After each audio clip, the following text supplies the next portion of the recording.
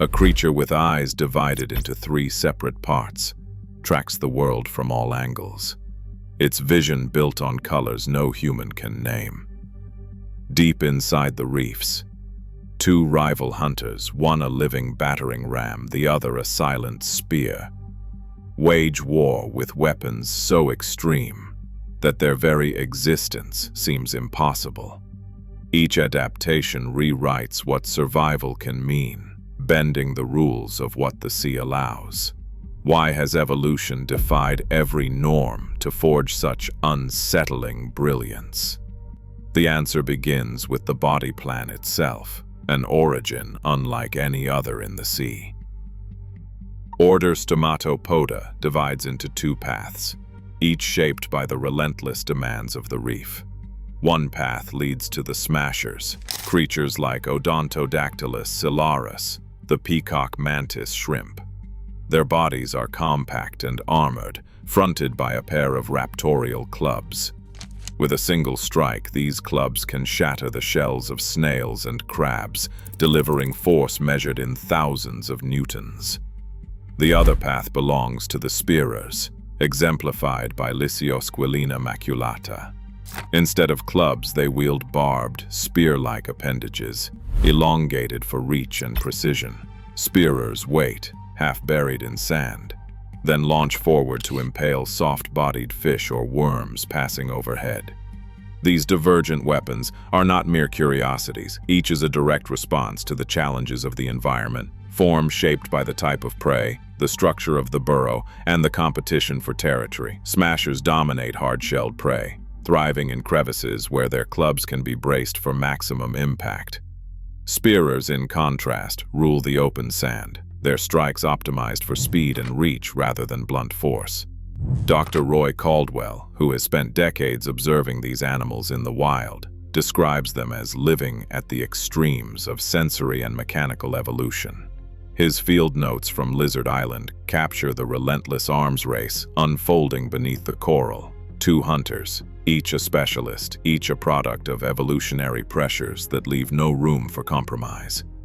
The question lingers: what sensory systems must guide such weapons, and how does the body coordinate a strike that borders on the impossible?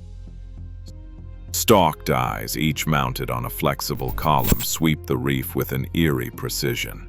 The compound eye of a mantis shrimp is not a simple mosaic of repeating units, but a fortress of specialization.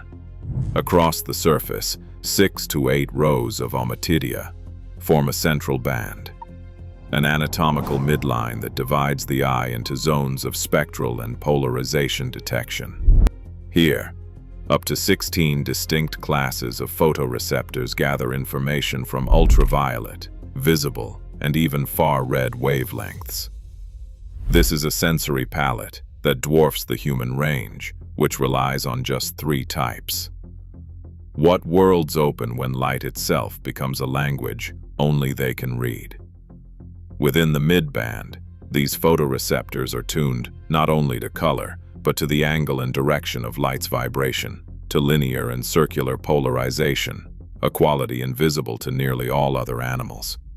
A transparent crab, a rival mantis shrimp, even a ripple of sunlight across shell fragments, each appears as a shifting code of brightness and shadow. Those patterns become signals, warnings, and private conversations written in light. How does a single eye translate that code in an instant into action? Each eye operates independently, scanning the world with a trinocular view. 3 separate images are from a single orb, granting depth perception without the need for paired vision. Dr. Thomas W. Cronin describes this as a sensory architecture more advanced than any optical device built by human hands. In the shifting light of the reef, the mantis shrimp perceives a hidden world, layered with signals and warnings, where every movement is measured before the strike. One leading theory suggests extreme evolutionary pressure, from predators and prey alike, forced the visual system to trade simplicity for speed and breadth. But what kind of neural machinery can process such an avalanche of data quickly enough to unleash a perfect attack? A peacock mantis shrimp waits, motionless, as the world narrows to a single target.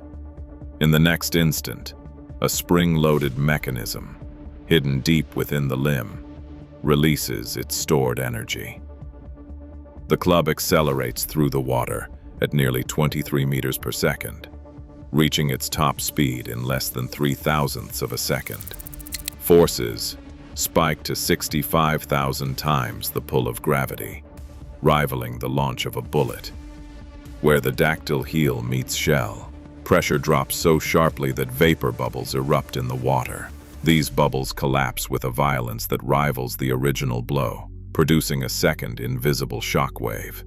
Temperatures inside the collapsing bubble soar to thousands of degrees, hot enough to spark a brief flash of light, sonoluminescence, a physical phenomenon rarely seen in biology.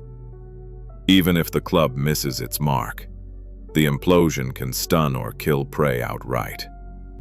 High-speed studies by Dr. Sheila Patek and her team reveal this double impact, mechanical and cavitation, delivered in the blink of an eye.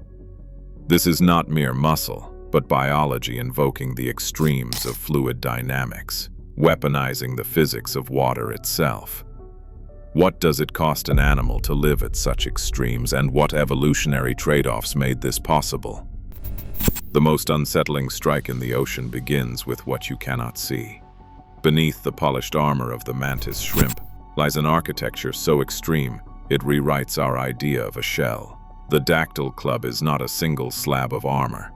It is a living composite, hundreds of microscopic layers of chitin and mineral, each rotated slightly from the one below to form a helicoidal pattern called the Bouligand structure.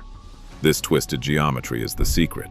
This arrangement disperses the shock of each impact, preventing cracks from spreading and allowing the club to survive thousands of collisions that would shatter ordinary shell. The outer region is heavily mineralized, with a hardness that rivals tooth enamel. The inner core remains more flexible, absorbing energy that would otherwise rebound destructively. The result is a weapon that delivers devastating force, yet refuses to fail, an unsettling combination of strength and resilience. But every extreme adaptation carries a price. Building and maintaining such a composite demands a steady supply of minerals and a torrent of metabolic energy. During molting, when the old exoskeleton is shed and a new one is secreted, the club is soft and defenseless. In those vulnerable days, the mantis shrimp withdraws into its burrow, risking starvation and eviction by rivals.